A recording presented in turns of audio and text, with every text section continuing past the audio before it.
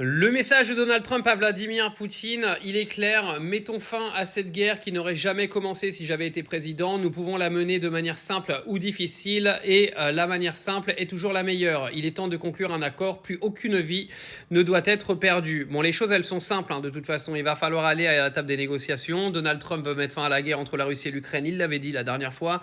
Bon, je pense que le scénario le plus probable, il est quand même assez simple, c'est que l'Ukraine ne rentrera pas dans l'OTAN, c'est que l'Ukraine ne rentrera pas dans l'Union européenne, c'est que les territoires qui ont été conquis par la Russie resteront à la Russie, et puis on s'arrêtera là.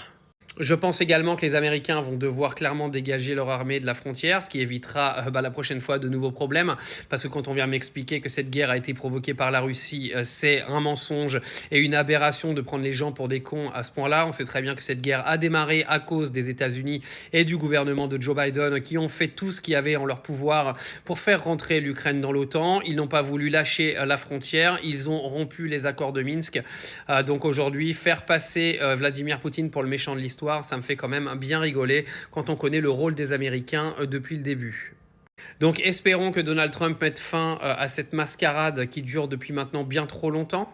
Et je pense que si c'est le cas, en Europe, on va sacrément faire la gueule. Et il faudra venir expliquer aux Français pourquoi l'intégralité de leur pognon est passée dans un pays comme l'Ukraine sans qu'il n'y ait aucun résultat au final.